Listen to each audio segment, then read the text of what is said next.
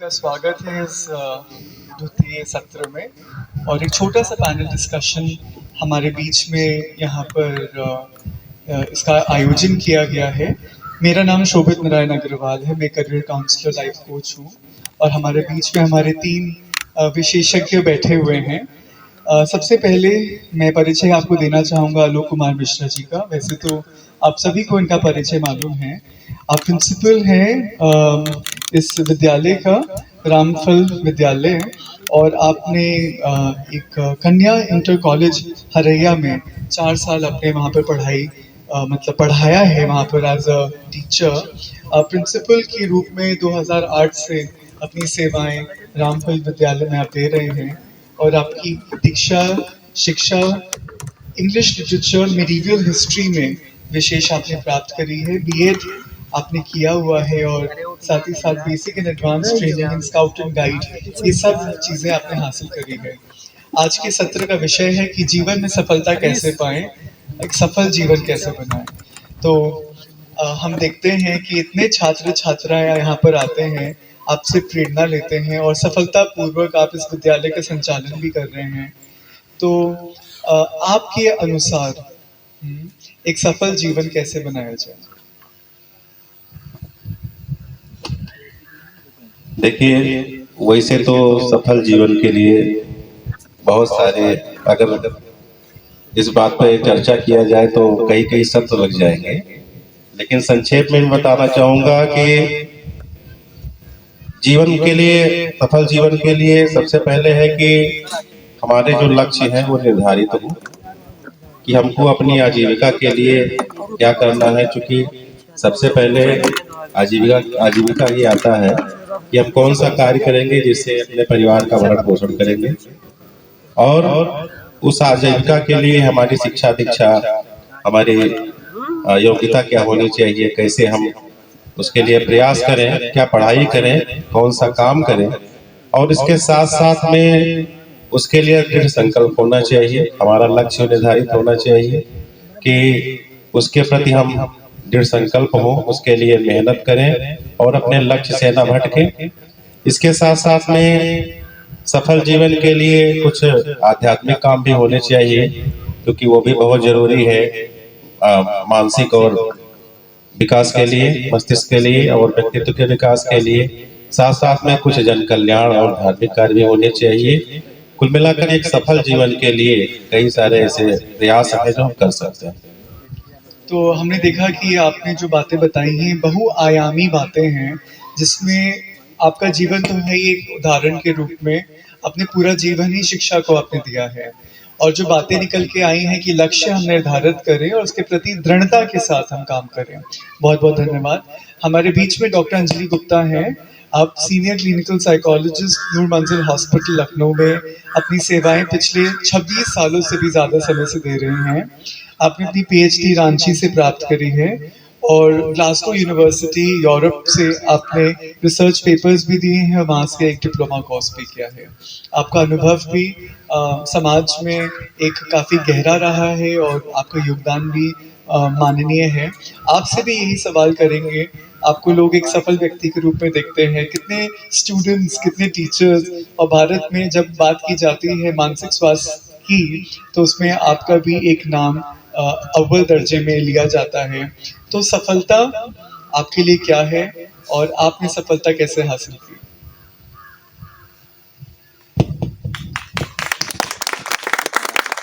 तो बहुत बहुत शुक्रिया शुभित जी। और ये तो रहा कि स्व की कहानी सुनाओ, अपनी कहानी, मुंह की जुबानी। तो कहते हैं सफलता हर एक की अपनी अपनी अपने मायने में होती है। एक बच्चे की सफलता जब माँ के साथ होता है तो उसे माँ का प्यार चाहिए होता है, सुरक्षा चाहिए होती है, लविंग, केयरिंग एंड सिक्योरिटी। तो उसमें अपने आप को महसूस करता है कि मैं सफल हो गया। छोटा और बड़ा होता है तो उसे खिलौना चाहिए, खिलौना मिल गया तो मैं सफल हो गया। थोड़ा और बड़ा होता है तो उसे पढ़ाई की बुक्स चाहिए, कॉपी चाहिए, पेन चाहिए, मिल गया तो सफल हो गया। फिर और बड़ा होता है तो उसके अपने शौक होते हैं वो शौक होते हैं, जैसे किसी को म्यूजिक का शौक है, किसी को ड्राइंग का शौक है, किसी को स्पोर्ट का शौक है, किसी को कुछ डिफरेंट शौक है। वो शौक पूरे हो गए, जैसे मेरे को शौक था सितार का और ड्राइंग का, तो मैं सितार के लिए जैसे कल्पना करती थी, मेरे पास सितार हो, मेरे पास सितार हो, मेरे पास सितार हो, और माँ से अपनी आप को बोलती थी मुझे सितार चाहिए, मुझे सितार चाहिए। और मेरी माँ ने जब पहली बार मुझे सितार ला के दिया तो ऐसा लगा मेरे जीवन में सब कुछ मैं सफल हो गई। हाँ, फिर और बड़ी हुई तो साइकिल चलाने का था, साइकिल चलाऊं, तो साइकिल मिल गई और साइकिल चला चला करके बच्चों के साथ कंपटीशन क्वालिफाई किया जब साथ में, तो सफल हो गई। लेकिन हम मायने बदलते हैं। फिर रहा कंपटीशन का, तो कंपटीशन में आए तो फर्स्ट आना है। उस समय में हम लोग जब फर्स्ट आते थे तो बड़ा अवार्ड सेशन होते थे। अभी तो 90%, 98%, 99% आते हैं, तब हम लोगों के 65% के आसपास था, और मुझे मेरा नाम अनाउंस किया था हाई स्कूल में कि ऐसे ऐसे करके। और फिर मेरे सितार में डिस्टिंक्शन 88% मेरे सितार में थी, और मैं इंटर में सितार ऐसे बजाई थी, मुझे खुद नहीं विश्वास होता है कि मुझे मतलब लोग, मेरी टीचर मेरा फेस देखने आए थे, कौन है अंजलि गुप्ता जिसने सितार में डिस्टिंक्शन पाई है। तो वो मेरे लिए सबसे खुशी और पूरा सफलता का था। फिर रांची में CIP, आपने नाम सुना हो ना सुना हो, बेंगलोर और रांची, ये दो ही ऐसी मानसिक पढ़ाई पढ़ने के लिए दो ऐसी संस्थान है पूरे भारत में, जिसमें भारतवर्ष में केवल 12 स्टूडेंट सेलेक्ट होते हैं। तो उनमें से मेरा सिलेक्शन हुआ, तो ये सबसे बड़ी मेरे लिए सफलता थी। और तब शायद मैं सोची थी मैं MPhil करने जा रही हूँ, MPhil की डिग्री वो देते थे। फिर जब वहां पहुंची तो सारे अटेंडेंट मुझे ये बोले, सभी स्टूडेंट्स बोलते थे डॉक्टर साहब, डॉक्टर साहब। तो ऐसा लगा अरे अभी तो मैं एंट्री की, अभी तो डॉक्टर बने ही नहीं है।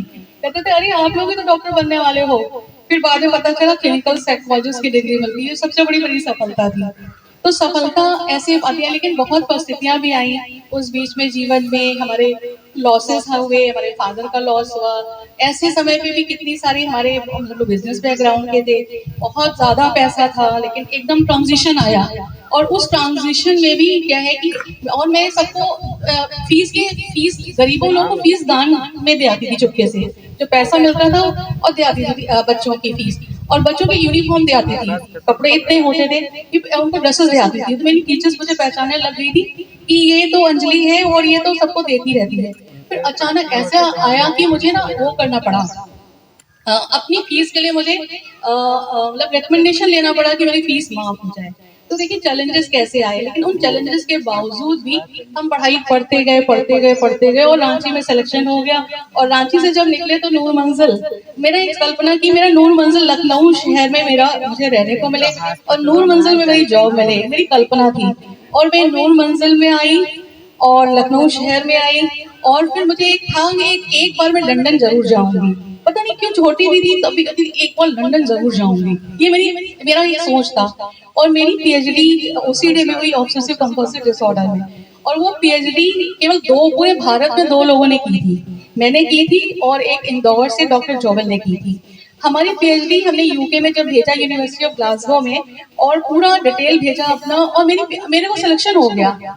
अरे मेरा सिलेक्शन हो गया तो सबसे बड़ी खुशी की यूनिवर्सिटी ऑफ ग्लासगो में मुझे इनवाइट किया जा रहा है, आने जाने का, फ्लाइट का, रहने का, रिसीविंग का। और एक यूनिवर्सिटी नहीं, पूरे एडिनबरा में, स्कॉटलैंड में, मतलब कितने जगह स्टेट में मुझे जाने को मिला। और फिर वहां तो ये मेरी सफलता मुझे भी, लेकिन यही सफलता रुक नहीं गई। आध्यात्मिकता की जर्नी साथ साथ चलती गई, और आध्यात्मिकता की जर्नी ऐसे चलती गई कि मैं जितने भी मरीज को देखती हूँ, जितने भी मरीजों को और परिवार वालों से मिलती हूँ, और उनको कहती हूँ इलाज आपका तभी सफल है जब उसमें आध्यात्मिकता जुड़ी होगी। दवाइयां दीजिए और उसमें भगवान की प्रेयर कीजिए कि भगवान, ईश्वरी कृपा उस पर पड़ रही है और आप अपने मरीज को स्वस्थ कर रहे हैं। जल भी पीजिए, उसको चार्ज करिए कि जल भी पी रहा हूँ, उसमें परमात्मा की ऊर्जा पड़ रही है।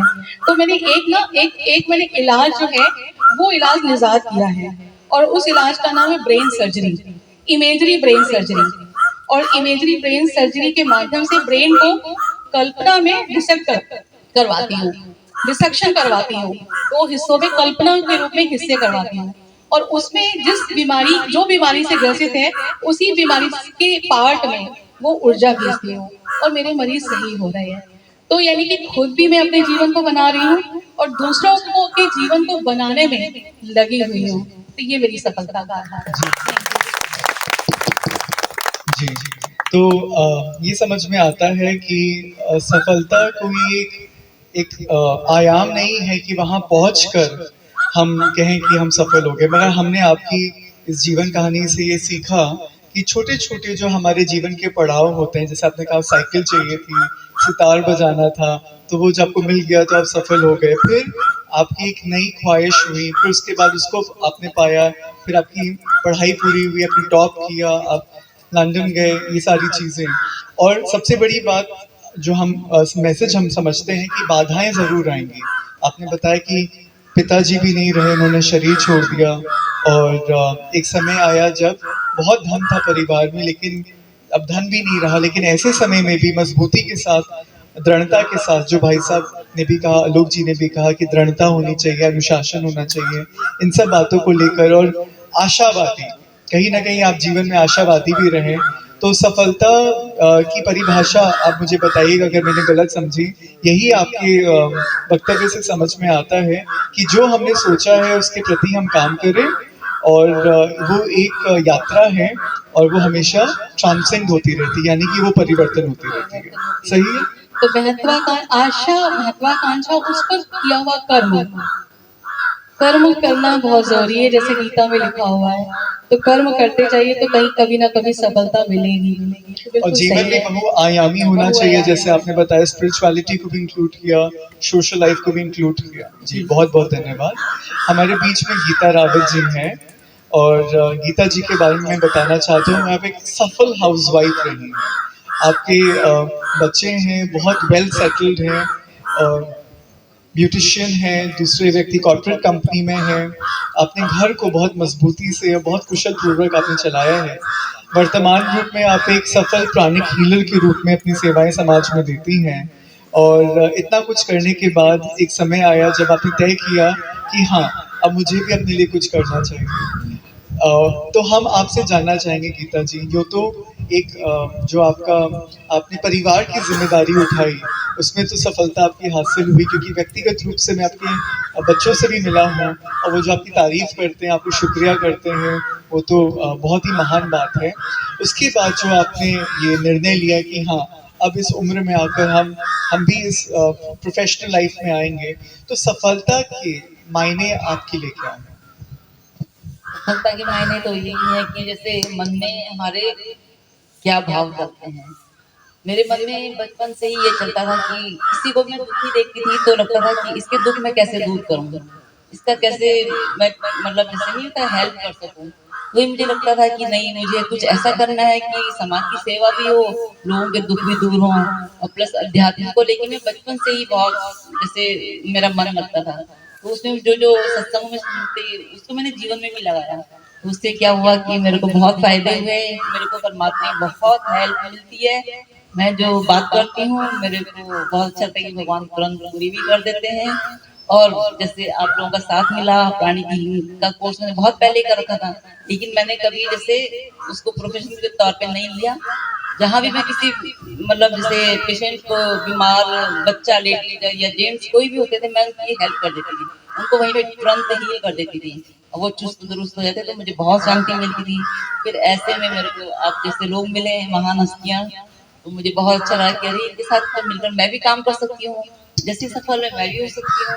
तो इनके साथ रह कर मुझे बहुत अच्छा लगा। और यहाँ आने का मेरा कोई विचार नहीं था, लेकिन मैंने सुना कि आप लोग आ रहे हैं, और फिर वर्कशॉप का मुझे इतना शौक है। अभी आप बात ही कर रहे थे कि जहाँ भी कुछ सीखना होता है मुझे सबसे पहले जाना है वहाँ, चाहे कैसी भी कंडीशन हो। मैं सोचती नहीं, कोई अच्छी बात सिखाई जाएगी तो जाना जरूरी है। यहाँ आकर के मुझे इतना अच्छा लग रहा है कि बहुत मैं बता नहीं सकती। दिल से बहुत आप लोगों का शुक्रिया कि आप लोगों ने इतनी हमारी जैसे खातिरी की, इतना हमारा ध्यान रखा। जी बहुत दिल से जी। बहुत मैं तो ये चाहती हूँ कि इस स्कूल की इतनी तरक्की हो, यहाँ के बच्चे स्टूडेंट इतने अच्छे हों, आगे चल कर के इस स्कूल का नाम रोशन करें। जी। और आपसे तो हम इतना कुछ सीख के जा रहे हैं सर, ये बता नहीं सकते। कल हम आपस में आपसे आप ही के बारे में बात कर रहे थे कि आप जी। देखिए तो गीता सारे जी, धार्मिक कार्य तो आप ही कर रहे हैं। बिल्कुल बिल्कुल, तो मैं यही देख रहा हूँ जो आपकी भावना है, जो शुरुआत में देखिए, समाज में हम लोग क्या सोचते हैं, हम लोग सोचते हैं जो व्यक्ति धन कमाता है वही व्यक्ति सफल है। लेकिन यहाँ पर एक माता है जिन्होंने अपने घर को संभाला, घर को संभाला, पति को संभाला, बच्चों को संभाला, तो क्या ये सफल नहीं है? ये भी एक उदाहरण है सफलता का। और कई बार पुरुष कहते हैं कि हमारी सफलता के पीछे एक नारी का हाथ है, हमारी पत्नी का हाथ है, हमारी पत्नी हमारा साथ ना देती तो आज हम यहाँ नहीं होते। तो उस उदाहरण के रूप में आपको देखते हैं। और साथ ही साथ जो आपने बात बताई कि, और जैसे आलोक जी ने भी कहा और डॉक्टर अंजलि ने भी कहा कि जो आप सोचते हैं, जो भूमिका आपने अपने लिए चुनी है, उसके अंतर्गत आप दृढ़ता के साथ आगे बढ़ते हैं। तो जैसे गीता जी ने चुना कि मुझे लोगों की मदद करनी है, तो आपने अपने परिवार की मदद करी, आपने समाज की मदद करी, और आपने अपने खुद के बनाए हुए लक्ष्यों को हासिल किया, पूरा किया, और आप खुद ही खुद में अपने आप को सफल महसूस करती हैं। तो यही सफलता की बात है कि आपने अपने लिए जो लक्ष्य बनाए हैं, किसी और ने तो नहीं बनाए हैं, हमने खुद अपने लिए लक्ष्य बनाए हैं। तो अपने बनाए हुए लक्ष्य अपने आप से पूछें, क्या मैंने उसको पूरे किए? क्या मैंने अपने खुद के बनाए हुए लक्ष्य पूरे किए? अगर किए तो आपको सफलता की अनुभूति होगी। भाई साहब, आप क्या कहना चाहेंगे इसके बारे में? और हम जानना चाहेंगे कि जो चुनौतियां आपने सामना करी, इन चुनौतियों के अपने जीवन यात्रा में, तो वो कैसे आपने पार किया? क्या साहस आपने जुटाया? क्या आपने अपने आप से बात की, या क्या आपको मदद मिली कि आपने उन चुनौतियों को भी पार कर लिया? बहुत बहुत धन्यवाद शोभे जी। मैंने जब हाई स्कूल पास किया तो मैं साइंस का स्टूडेंट था। उसके आगे ये हुआ कि उस कॉलेज में साइंस नहीं था, तो मैंने आर्ट्स ले लिया। आर्ट्स में वही सारे विषय, हिस्ट्री, सिविक्स और इंग्लिश, यही सब। और ग्रेजुएशन में मेरा सब्जेक्ट था हिस्ट्री और इंग्लिश। कुछ ऐसा हुआ कि जो हमारा क्षेत्र है, तो इंग्लिश यहाँ के लिए काफी पढ़ने और पढ़ाने के लिए दोनों के लिए कठिन था। तो मैं कॉलेज में पढ़ रहा था। हर साल मैं देख रहा था कि कुछ बच्चे ऐसे हैं कि उनके मार्क्स इंग्लिश में बहुत अच्छे आते हैं। सेकेंड ईयर में मैंने इस बात को देखा और महसूस किया कि जितने भी विद्यार्थी हैं, कुछ के ऐसे हैं कि जो नंबर बहुत अच्छे हैं, और मैं भी पढ़ाई कर रहा हूँ, तो क्या मैं कोशिश करूं तो ऐसा नहीं हो सकता है? मैंने वहां से शुरुआत किया इंग्लिश के लिए। और सेकेंड ईयर में जो हमारे मलके कॉलेज के इंग्लिश सब्जेक्ट के 250-300 बच्चे थे, तो उसमें जो टॉप 50 बच्चे होते हैं वहां मैं पहुंचा। और थर्ड ईयर में आते आते मैंने इतना मेहनत किया कि जो टॉप 10 थे इंग्लिश लैंग्वेज में, इंग्लिश लिटरेचर में, उसमें मेरा पोजीशन था। मैंने सारी, और एक समय में ये माना जाता है कि इंग्लिश में जो सबसे टफ होता है वो प्रोज सेक्शन होता है। सभी बच्चे उसे थोड़ा सा डरते हैं और अवॉइड करते हैं। लेकिन मैंने इतना मेहनत किया उसके लिए कि आज अगर कहा जाए तो मेरा सबसे अच्छा प्रोज सेक्शन है। और जितनी किताबें उस समय मैंने पढ़ी, तकरीबन 20-22 साल हो गया, अभी मुझे याद है। तो इस तरीके से अगर कोई मेहनत कर ले तो मैं नहीं मानता कि कोई चीज असंभव है। फिर मैंने इंग्लिश से पीजी किया और फिर दोबारा हिस्ट्री से भी किया। और आज दोनों सब्जेक्ट, चाहे इंग्लिश हो चाहे हिस्ट्री हो, मैं दोनों बराबर पढ़ा लेता हूँ, बच्चों के बीच में रहता हूँ और बच्चों को बराबर इंस्पायर करता हूँ कि आप पढ़िए, सीखिए। इंग्लिश के लिए तो बच्चे बहुत डरते हैं, बोलना, पढ़ना, लिखना, सारी चीजों में बहुत कठिनाइयां आती हैं। लेकिन बराबर मैं यही कहता हूं कि अगर आप पढ़ें, समझें, मेहनत करें तो ये आपके लिए बहुत इजी हो जाएगा, बहुत आसान हो जाएगा। आपसे ये भी पूछना चाहेंगे भाई साहब, ये बातें तो बहुत अच्छी आपने बताई कि मेहनत हमको करनी चाहिए और वो हमको सफलता देगी। परंतु शादी के बाद आपकी एक पत्नी भी है और बच्चे भी हैं, तो कहते हैं कि शादी के बाद थोड़े ठंडे पड़ जाते हैं, मेहनत इतनी नहीं हो पाती है। आपने ये वाला आयाम, ये जीवन का पड़ाव भी कैसे आपने सफलतापूर्वक पार किया? देखिए, मैंने अपना जो समय है उसको बराबर डिवाइड कर दिया कि कितना समय मुझे अपने काम पर देना है, कितना समय फैमिली के लिए देना है और कितना समय अपने ऊपर खर्च करना है, और उसी से बराबर ये चल रहा है। टाइम मैनेजमेंट बहुत बड़ी बात है कि ये समझ हमारे अंदर हो कि जीवन के अलग अलग जरूरतों को जो हमारी बहुत जरूरी है उनको विभाजन करके समय देना, और तभी सुचारू रूप से हमारे सारे काम हो पाएंगे। डॉक्टर अंजलि, क्या आप इस बात से सहमत हैं कि टाइम मैनेजमेंट का क्या भूमिका है सफलता के रास्ते में? बहुत अच्छा है। टाइम मैनेजमेंट तो बहुत ही ज़रूरी बच्चों के लिए तो आजकल बहुत ज़्यादा इसका रोल है, बहुत ज़्यादा भूमिका है, क्योंकि बच्चों के पास बहुत कुछ पढ़ाई करने को है, और ना केवल पढ़ने को है, उनको ट्यूशन भी करने हैं, पढ़ाई भी करनी है, अपने शौक भी पूरे करने हैं। तो वो शौक है खेलना है, जो आउटडोर गेम्स हैं वो खेलना है, लेकिन उनके पास समय ही नहीं है। तो समय के लिए एक पूरी कहते हैं ना, हर दिन हमें जर्नलिंग करना बहुत आवश्यक हो जाता है कि हमें सुबह से लेकर शाम तक का, और साथ में अभी शारीरिक स्वास्थ्य के लिए भी बताया गया है। शारीरिक स्वास्थ्य भी बच्चों का होना एक अपने एक अच्छा होना चाहिए, तो वो भी देखना है। तो उसके लिए वो उनके पास कितने बजे उठते हैं, कितने बजे सोते हैं, क्या खाते हैं, कितना खाते हैं, किस समय खाते हैं, तो मन को क्या देते हैं, तन को क्या देते हैं, कितना समय मोबाइल को देते हैं, और कितना समय वो पढ़ाई को देते हैं, और कितना समय नींद को देते हैं। तो सब में अगर एक सिस्टम होता है, सिस्टम को फॉलो करते हैं, एक वैल्यू को फॉलो करते हैं, तो शायद सफल होने में उन्हें देरी नहीं लगती। जी बहुत बहुत शुक्रिया। अब हम ओपन करते हैं अपने इस पैनल डिस्कशन को क्वेश्चंस के लिए। क्या हमारे यहाँ पे स्टूडेंट्स, टीचर्स, हमारे आए हुए यहाँ पे गेस्ट्स, किसी के मन में कोई सवाल है, पूछना चाहते हैं सफलता को लेकर, जीवन को लेकर, दिनचर्या को लेकर, तो हमारे यहाँ पे एक्सपर्ट्स बैठे, आप उनसे पूछ सकते हैं। सुमित, आप माइक ले सकते हैं। जिनको सवाल पूछना वो हाथ ऊपर करें। कोई विद्यार्थी हैं वो पूछना चाहते हैं,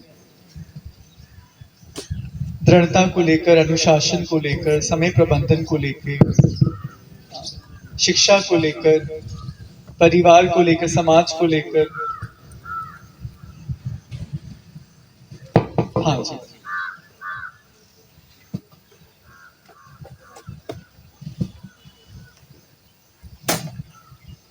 सर, जैसा आपने कहा दृढ़ता, दृढ़ता कैसे है? कभी ऐसी परिस्थिति आ जाती है कि आदमी अनमयस्क हो जाता है। दृढ़ता जीवन में कैसे है? बहुत अच्छा प्रश्न है तिवारी जी का। परिस्थितियों पर अगर आप मानसिक रूप से विजय प्राप्त कर लें, मानसिक रूप से परिस्थितियों पर विजय प्राप्त कर लें, मन को मजबूत कर लें, वही दृढ़ता है। परिस्थितियां कितनी भी प्रतिकूल क्यों ना हो, आप देखेंगे तमाम उदाहरण हमारे जीवन में आए हैं, भरे पड़े हैं कि कैसे कैसे विपरीत परिस्थितियों में लोगों ने अपने अंदर दृढ़ता दिखाई है, मस्तिष्क को मजबूत रखा है। तो बस केवल सोच लेना है और दृढ़ता आ जाएगी। नहीं, अक्सर ऐसा होता है कि जैसे किसी ने शेड्यूल बनाया कि उसको 3 बजे उठना है, 15 दिनों 3 बजे उठा, उसके बाद में उसके मन में आया कि सब थोड़ा विश्राम कर लें, अभी 4 बजे उठ जाएंगे या अभी 4:30 बजे उठ जाएंगे। जब आपने सोचा कि मुझे 3 बजे उठना है तो आप 3 बजे उठ गए। जब आपने सोचा कि अब बहुत हो गया, अब थोड़ा सा सो लें, तो आप सो गए। तो ये हमारे मन के 3 स्तर होते हैं, 3 सतह होती है। एक होता है चेतन मन, दूसरा होता है अवचेतन मन, तीसरा होता है अचेतन मन।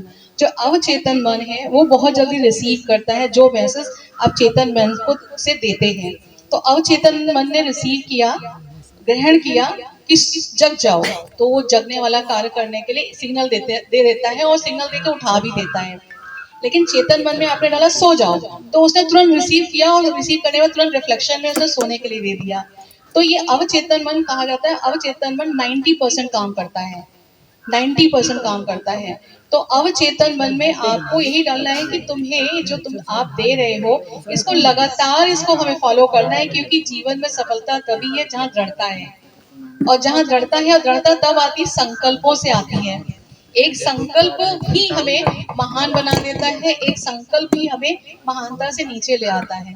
बस संकल्प करते रहना है और उसको बार बार आपको चिंतन करते रहना है। चिंतन करते रहेंगे, संकल्प लाते रहेंगे, विचार देते रहेंगे अपने अवचेतन मन को और सफल होते रहेंगे। तो कहने का भाव ये है कि उसको दोहराना है मन में, हम कर सकते हैं, हम उठ सकते हैं, सफलता मेरा जन्म सिद्ध अधिकार है, मैं मास्टर सर्वशक्तिमान हूँ। तो इस तरह के संकल्प, मजबूत संकल्प अपने को देंगे तो कमजोरियां भाग जाएंगी, दृढ़ता हमारी और मजबूत हो जाएगी। बहुत बढ़िया, बहुत सुंदर प्रश्न पूछा। यहाँ पर स्कूल की लड़कियां बैठी हुई हैं, बहनें बैठी हुई हैं, माताएं बैठी हुई हैं। आपके मन में कोई प्रश्न हो आप पूछें, कोई भी प्रश्न हो। हमारे बीच में कई प्रकार के प्रश्न यहाँ पर छात्रों ने हमको दिए थे, करीब 40-50 ऐसे प्रश्न हैं। मैं तब तक, जब तक यहाँ पे माताएं सोच रही क्या प्रश्न पूछना है, मैं वो प्रश्न पूछ लेता हूँ।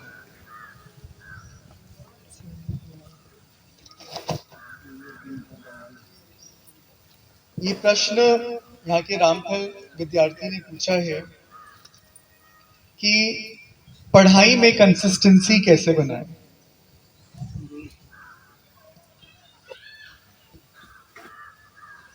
देखिए,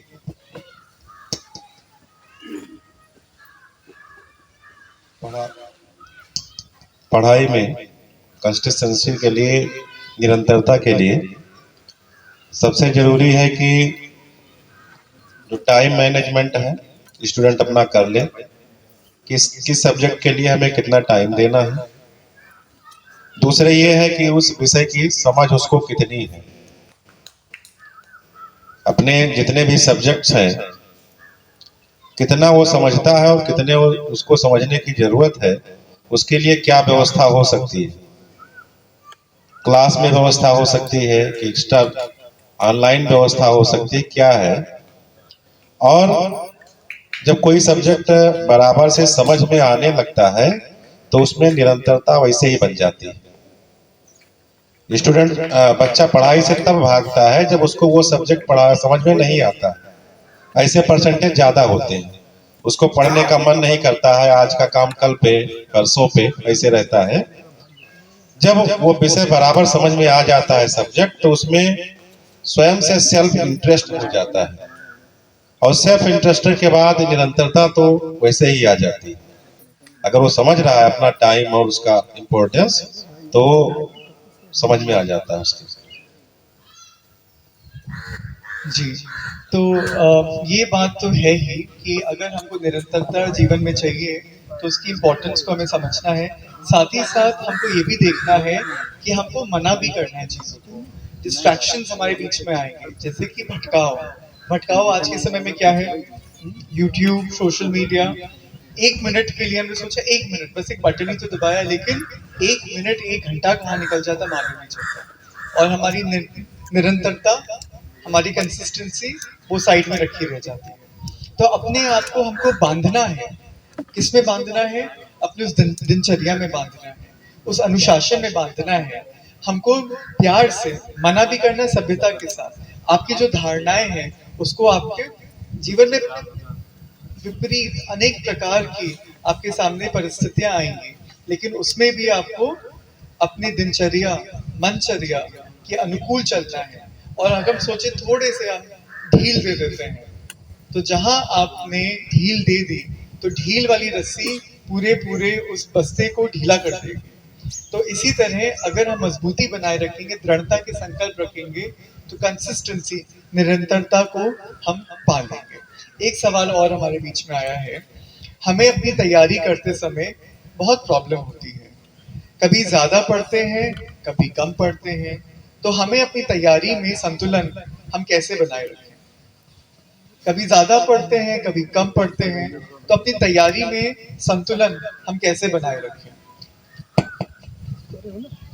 ज्यादा पढ़ने से एक बात याद आई कि देखा गया है कि कई विद्यार्थी ऐसे होते हैं कि परीक्षा के समय रात भर पढ़ते रहते हैं और सुबह जा करके उनका आंसर गलत हो जाता है। उलझन कहिए या डर कहिए या कुछ भी, तो एक ज्यादा या कम को मिला करके ये मानिए कि एक शेड्यूल होना चाहिए, एक टाइम टेबल होना चाहिए कि आप कितना पढ़ रहे हैं और जो जिस कोर्स की पढ़ाई कर रहे हैं उस कोर्स की पढ़ाई के लिए आपको कितना समय पढ़ने की जरूरत है। प्लस ये भी काउंट करता है कि उस सब्जेक्ट में आप कैसे हैं, आपकी जानकारी कितनी है। अगर सब्जेक्ट आप कम जानते हैं तो पढ़ाई की जरूरत ज्यादा होगी, और अगर अच्छे से जानते हैं तो पढ़ाई की जरूरत कम में भी हो सकता है, एडजस्ट हो सकता है। बस ये है कि अपनी जरूरत के हिसाब से, टाइम टेबल के हिसाब से शेड्यूल आप बना लें, और जो भी बनाए उसको बराबर फॉलो करें, निरंतर उसी तरीके से पढ़ाई करते रहें, और ये भी देखें कि उस टाइम पे कोई दूसरा काम आप ना करें। जब कुछ दिन ऐसा कर लेंगे तो आपका टाइम टेबल, आपकी आदत उसी तरीके से हो जाएगी। जी बिल्कुल। हाँ, हमारे बीच में रामफल के यहाँ पर टीचर भी हैं, और हम उनसे भी पूछना चाहेंगे कि आप अपने बच्चों को क्या इसका जवाब उत्तर देते हैं। तो कभी पढ़ाई कम तो कभी पढ़ाई ज्यादा, तो उसमें खरगोश और कछुए की कहानी याद आती है। तो खरगोश और कछुए की कहानी आप सभी को मालूम होगी। तो खरगोश ने क्या किया, बहुत तेज दौड़ा, फिर बोला कछुआ तो धीमे धीमे चल रहा है, धीमे धीमे चल रहा है, चलो मैं आराम कर लेता हूँ, और आराम कर लेता हूँ। तो कछुए ने कहा मेरी चाल तो धीमी है, तब तक कि खरगोश तो वहां पहुंच गया होगा। तो वो चलता ही रहा, चलता ही रहा, चलता रहा। जब वहां पे देखा तो खरगोश तो पहुंचा नहीं था, वो वहां पहुंच गया। तो कौन जीत गया? कछुआ जीत गया। कछुआ जीत गया। कछुआ जीत गया। जी।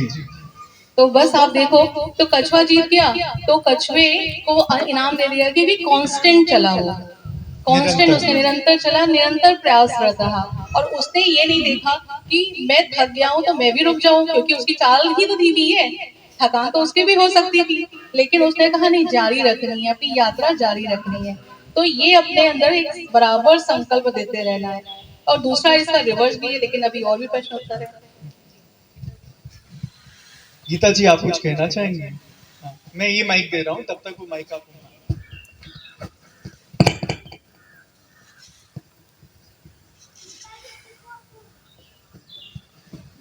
पढ़ाई जैसे किसी चीज में अगर पढ़ाई में मन नहीं लग रहा है तो इसका मतलब है कि हम उस पर पूरा फोकस नहीं कर पा रहे हैं। जब कोई प्रॉब्लम आती है तो आप अपने टीचर से बात कर सकते हैं इसके बारे में, टीचर आपको सही राय देंगे ही देंगे। इसके अलावा आजकल तो नेट भी है, नेट में देख लो अपना, नेट से भी बहुत जीवन आसान हो गया है। कोई भी चीज़ है हम तुरंत टीचर के पास नहीं जा सकते हैं, लेकिन नेट से तो हम कभी भी कहीं भी किसी भी चीज़ के बारे में जान सकते हैं। ये बहुत अच्छा है। देखिए, रामफल के जो यहाँ पर शिक्षक बैठे हुए हैं, आपके 2 बच्चे हैं, एक बच्चे ने एसएसबी क्लियर कर लिया है। हाँ, माइक। जी, फिजिकल की तैयारी कर रहे हैं। फिजिकल की तैयारी कर रहे हैं, और दूसरा बेटा आपको क्लास 12 में है, बीसीए कर रहा है, बीसीए कर रहा है। बीसीए कर रहा है। जी। तो देखिए, आपने अपने 2 बच्चों को इतना लायक बनाया, और जी, यहीं पे पढ़े हुए हैं, इसी विद्यालय में। और इसी विद्यालय के पढ़े हुए 2 बच्चे इतने लायक बने हैं।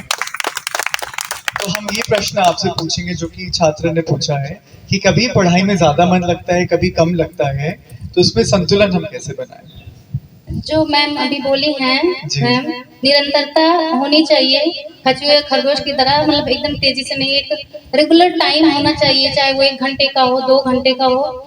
जैसे मान लो कि नाइट में अपने सेल्फ स्टडी के लिए, जो बाहर पढ़ा सेल्फ स्टडी के लिए, उतना निरंतरता बनाए रखना चाहिए अपने पढ़ाई में जो है। तो कोई भी लक्ष्य मुश्किल नहीं है, चाहे जिसके लिए, अगर और लगातार प्रयास, अगर असफल भी हो गए तो ये नहीं, उससे कुछ सीखा ही जाएगा। असफलता भी मतलब एक चुनौती की तरह ही होती है कि हमने कहाँ कमी की, कहाँ त्रुटि की, कि हम असफल हो गए हैं, फिर से पुनः प्रयास। बहुत बहुत सुंदर। सर, मेरा एक प्रश्न भी है। हाँ जी। जैसे ग्रामीण क्षेत्र है, मैं तो अपने मनोबल से बाहर आई हूँ, आज 2008 से मैं भी सेवा दे रही हूँ विद्यालय में, लेकिन यहाँ पे मैं चूंकि लोकल की हूँ तो तमाम महिलाएं संपर्क में होती हैं, उनके अंदर अच्छे अच्छे कौशल हैं और चाहे तो वो कुछ कर सकती हैं, लेकिन ग्रामीण क्षेत्र में मनोबल कम किया जाता है स्त्रियों का। कि तुम ऐसा कैसे कर सकती हो। तो ये कैसे मतलब दूर किया जाए, मतलब मनोबल उनका हताश कर दिया जाता है। जबकि मैंने देखा है स्त्रियों के अंदर अच्छे अच्छे कौशल हैं, किसी भी क्षेत्र में जाके वो अच्छा कार्य कर सकती हैं और अपना जीविकोपार्जन भी कर सकती हैं, लेकिन वो समस्याओं को झेल रही हैं, आगे नहीं आ पा रही हैं मनोबल कम करने की वजह से। तो इसका कैसे समाधान किया जाए, आप लोग प्लीज मार्गदर्शन करिए। जी, देखिए, इसका जो एक मूल मुद्दा है, कहीं ना कहीं एक होता है कि स्त्रियों का ग्रामीण इलाकों में जो समझ है, मुख्य भूमिका है परिवार को एक कुशल तरीके से उसका संचालन करना। सास हैं, ससुर हैं, पति हैं, बच्चे हैं, तो अगर वो पत्नी नहीं रहेगी, वो महिला घर में नहीं रहेगी, तो घर कैसे चलेगा।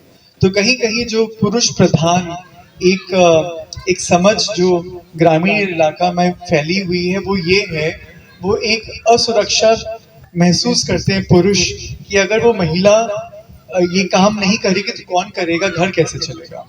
तो अगर हम उनको ये बात संतुष्ट करवा दें कि घर परिवार चलाते हुए, हाँ, और सब कुछ करते हुए भी हम जैसे कोई कोऑपरेटिव सोसाइटी है, तो ग्रामीण महिला क्या कर सकती है, 5 6 7 महिला साथ में मिलकर अचार पापड़ का बिजनेस करते हैं, उसको बनाते हैं और फिर उसको देते हैं। या फिर सिलाई बुनाई करी, मैंने लद्दाख में देखा है, लद्दाख में जो महिलाएं हैं वहां पर बहुत ठंडा इलाका है, तो उन लोगों ने क्या किया, उन लोगों ने आपस में महिलाएं बैठती हैं, बातचीत करती हैं और ग्लव्स बनाते हैं, मफलर्स बनाते हैं, कैप्स बनाते हैं, बहुत सुंदर सुंदर हाथ के बने हुए। और शहरों में वो एक एक ग्लव 1000 से 1500 रुपए का बिकता है, जिसकी कीमत लद्दाख में 70 रुपए 100 रुपए है। अब आप सोचिए, और वो महिला बैठे बैठे एक दिन में एक ग्लव आराम से बना लेती हैं। तो एक ग्लव बनाया और मान लीजिए उन्होंने 500 रुपए का भी बेचा, 400 रुपए रोज की तो आमदनी होगी उनकी, और उस खरीदार ने आगे चलकर उसको 1500 में बेचा, 1200 रुपए में बेचा, वो बात अलग है, लेकिन उन्होंने शुरुआत करी। तो कहीं ना कहीं मैं समझता हूँ महिला महिला का साथ दे और वो हिम्मत रखे, आपस में बात करें, क्योंकि एकता में जीत है, एकता में अनेकता है, और ये एक समझ हमको फैलानी होगी। सर मैंने मुझे पढ़ा था कि इसमें टीम वर्क की मतलब जो भावना होनी चाहिए। तो अगर कोई महिला चाहती है कि ऐसे जो ग्रामीण महिलाओं के अंदर ये चीज है कि वो घर में ही रह के जो उनके अंदर कौशल है, आपने बताया अचार पापड़ या जो भी है, स्वेटर बनाना, कपड़े सिलना, मच्छरदानी बनाना, बहुत सारी चीज है, रजाई के मतलब कवर वगैरह, बहुत सारी महिलाएं, उनको कैसे मतलब प्रेरित किया जाए इस चीज के लिए। यही आपने जो बताया कि पुरुष नहीं चाहते हैं कि ये सारी चीजें ये करें।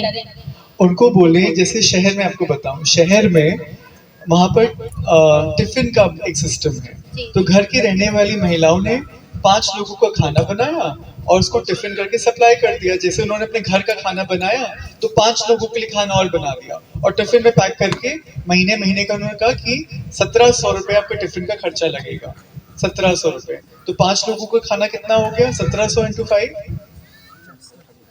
कितना हुआ, 1700 × 5 कितना हुआ, बच्चों बताओ, गणित का लगाओ।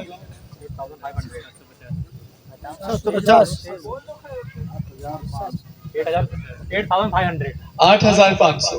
तो 8500 एक व्यक्ति का हुआ और ये 5 व्यक्ति का हुआ।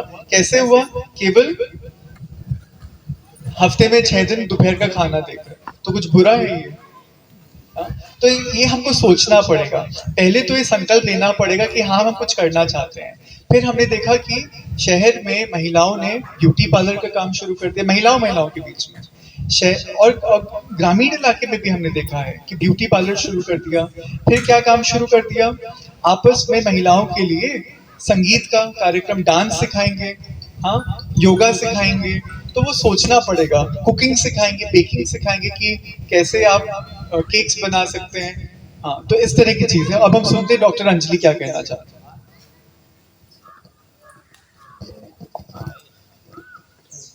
तो पहली बात तो आ जाती है ना, समाज में जो हमारा एटीट्यूड है, जो एटीट्यूड है कि मैन का वुमेन, यानी कि जो हमारा पुरुष जो समाज है, तो पुरुष समाज को हमेशा आगे दर्जा दिया गया है और जो हमारा महिला समाज है उनको दबाया गया है, जो मतलब वास्तविकता है।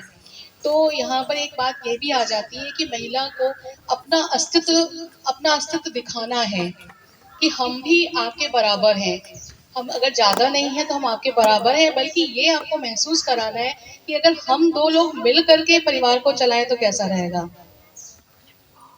अगर अकेले आप चला रहे हो और आप चलाने से क्या हो रहा है कि बच्चों की भी प्रॉपर फीस नहीं जा पा रही है, घर का ठीक से संचालन नहीं हो पा रहा है, अगर हम आपकी मदद करें तो कैसा रहेगा। तो जहाँ पे ईगो की बात आ जाती है, यहाँ पे ये भी बहुत कहते हैं बहुत पर्सनल बातें हैं, लेकिन बहुत महत्वपूर्ण बातें हैं।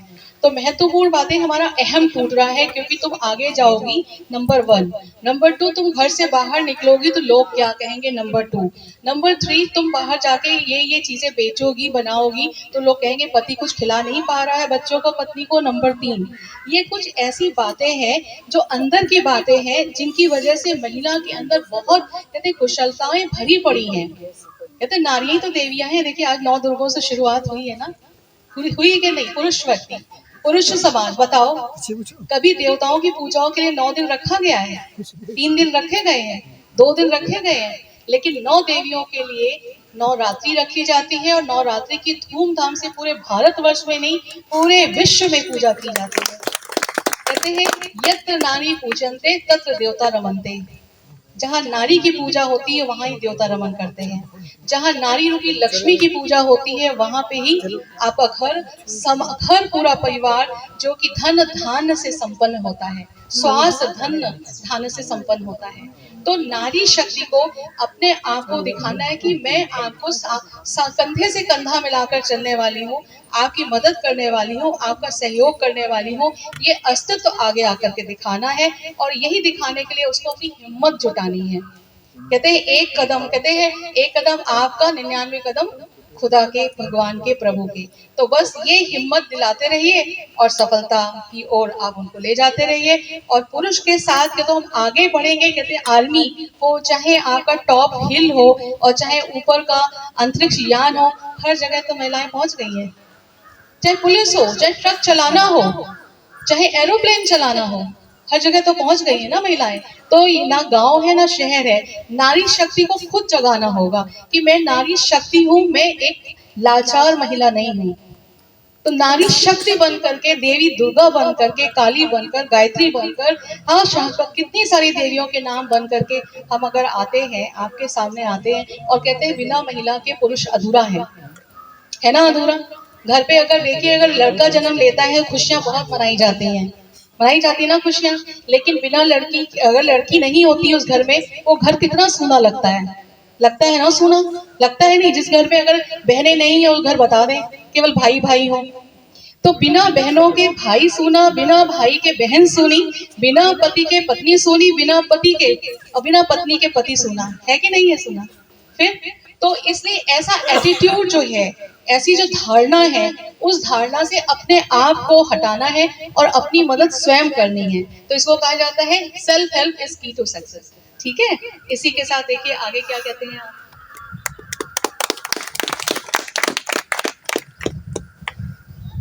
तो बहुत सुंदर ये चर्चा रही है, समय की भी सीमा है।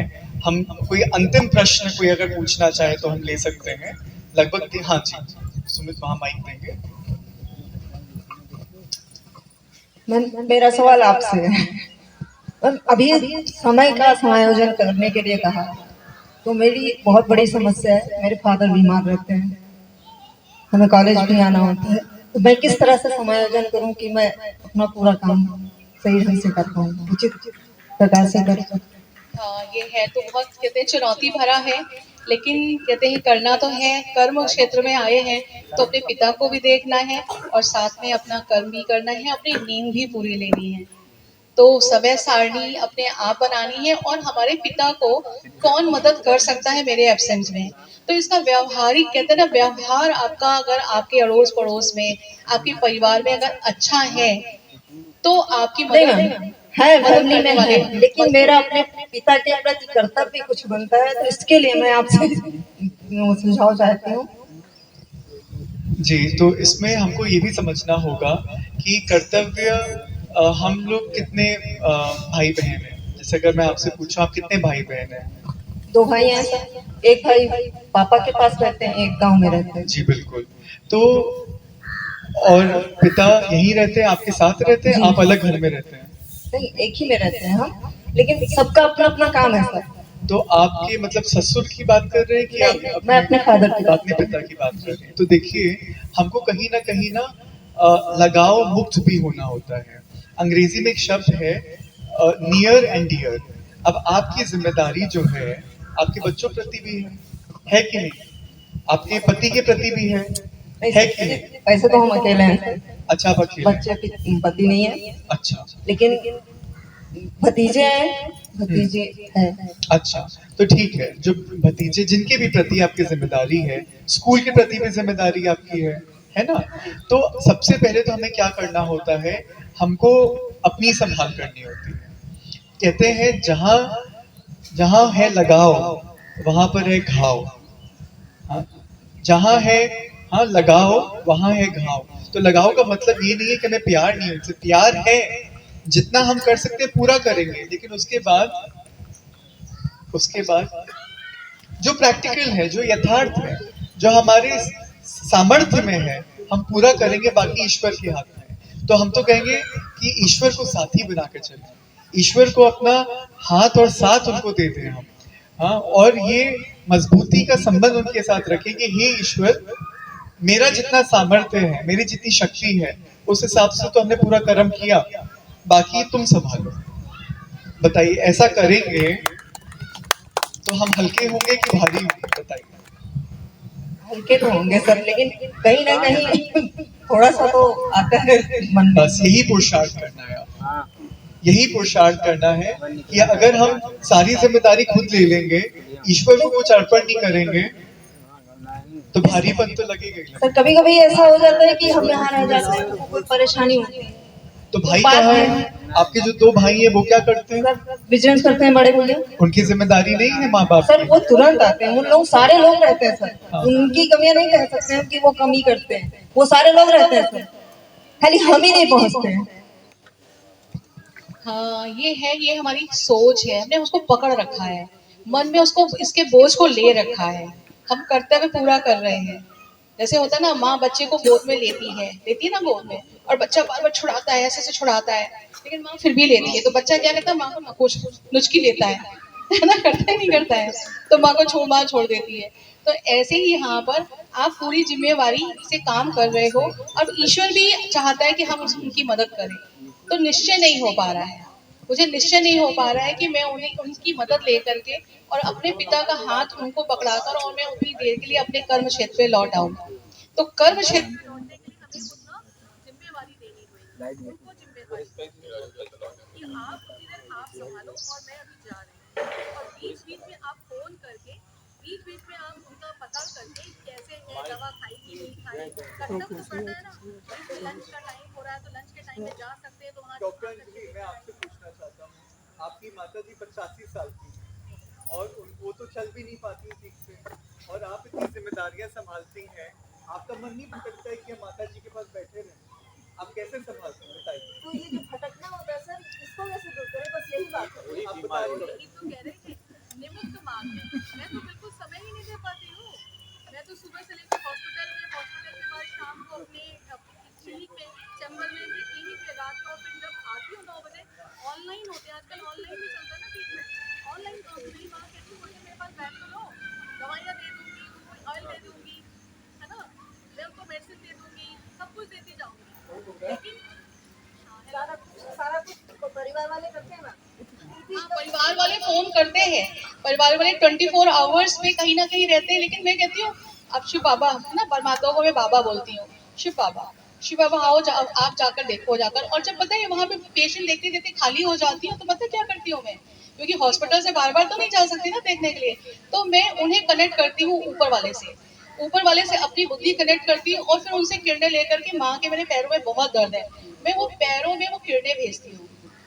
माँ के पैरों में पूरा साइड का पेन है, एक पैर एकदम नम हो जाता है, मैं उतनी देर में किरणें भेजती हूँ, और फिर माँ से पूछती हूँ कि मम्मी कैसा लग रहा था, मम्मी कहती है आज थोड़ा हल्का लग रहा था मुझे।